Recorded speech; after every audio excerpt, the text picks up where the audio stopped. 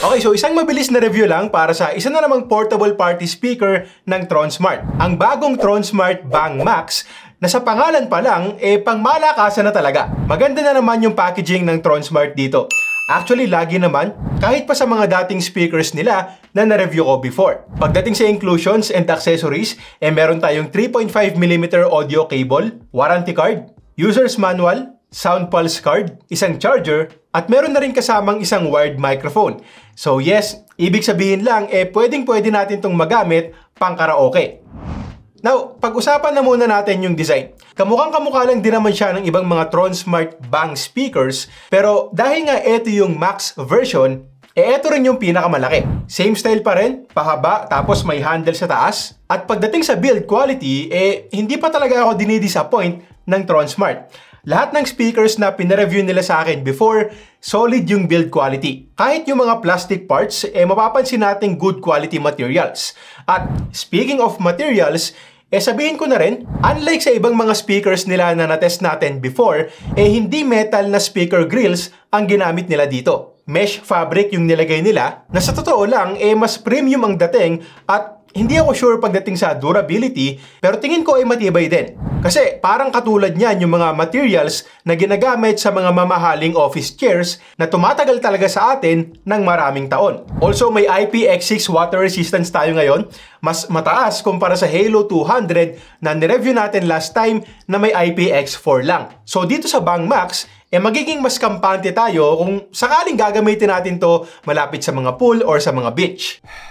Nasa bandang taas lang din yung mga buttons kaya madali lang pindutin. Meron tayong 4 na LED indicators para sa battery level, power button na nagdo-double na rin as an LED button. Yan na rin yung pipindutin natin para baguhin yung mga LED modes. Pairing button, volume, play or pause. May stereo pairing button, so isisync din natin mamaya yung dalawang Bang Max for a wireless stereo speaker setup. May sound pulse button dyan, syempre. TuneCon button, dahil pwede rin natin pag-connect-connectin yung mahigit 100 plus na Tronsmart Bang Max. Tapos dito sa pinakadulo, meron tayong echo button, dahil nga again, tulad sa Halo 200, pwede rin tayong mag-connect ng microphone dito para gawing karaoke. Bali dito natin yan isasaksak sa likod. Of course, andyan pa rin yung rubber cover. So para naman sa mga ports, pwede tayong maglagay ng micro SD card, may USB Type-A, auxiliary in, dalawang ports for wired microphones na pwede ring saksakan ng gitara. May gain and volume knobs din tayo para dyan. May reset button at syempre power in for charging. Na para sa akin, mas okay sana kung ginawa nilang Type-C. Nasa 6 na kilo itong Bang Max, so medyo mabigat din.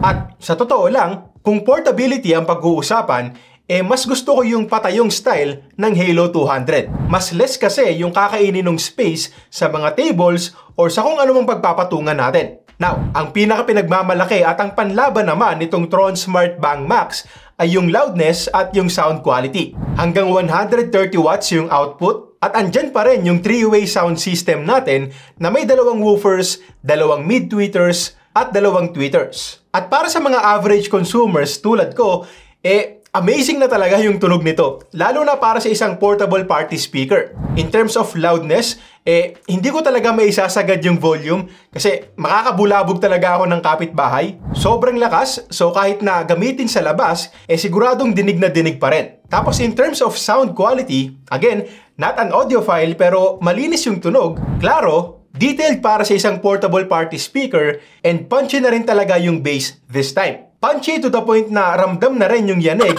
kapag nilaksan natin yung volume. Siguradong mapapabounce yung mga kaparte-party mo.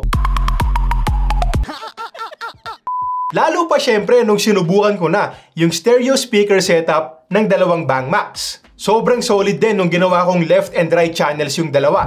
Kasi sinubukan kong gamitin for watching movies, so yanig talaga yung buong kwarto namin at talagang mas naging immersive yung panonood ko. At sabihin ko na nga rin pala na wala talaga akong napansing delay sa parehong wireless at wired connection. This time meron na tayong Qualcomm aptX codec, kaya naging mas reliable pa yung Bluetooth connection.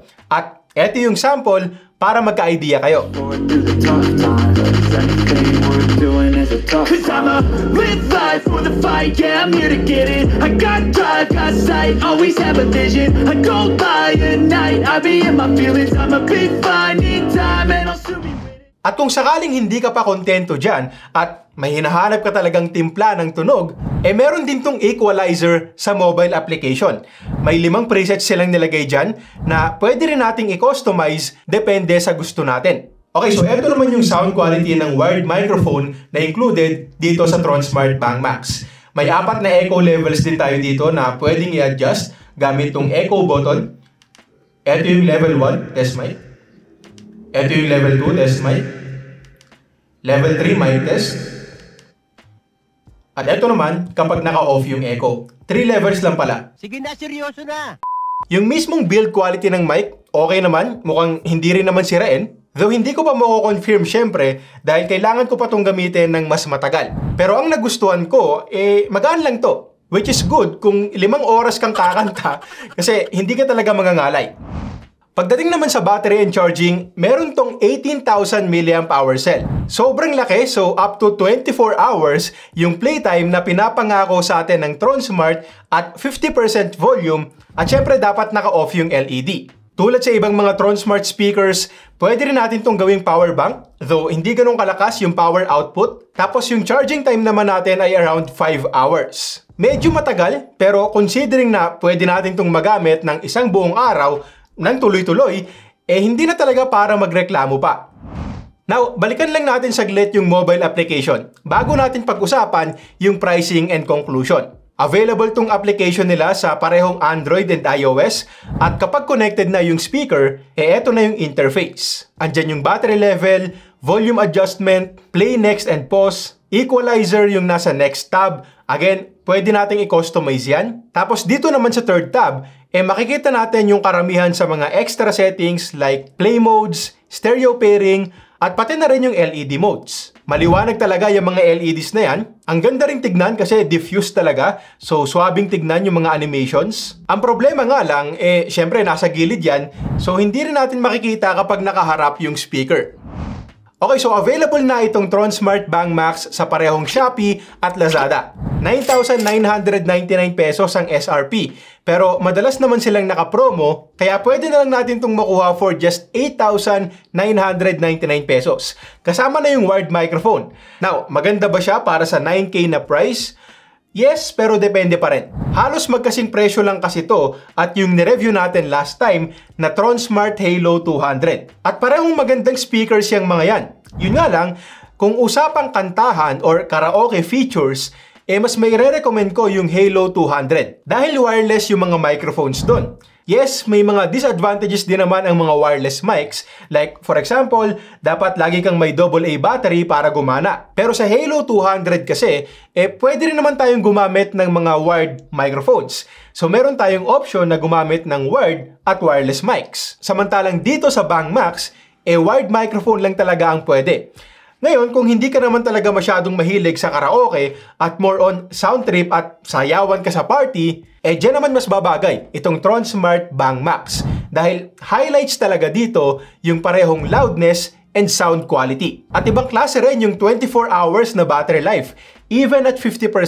Kasi kahit na nasa ganung level lang yung volume, malakas na rin talaga. Okay, so yun lang muna para sa ngayon. Like, share, subscribe. Alam nyo na yun. Links kung saan nyo to pwedeng mabili. Ilalagay ko lahat sa description.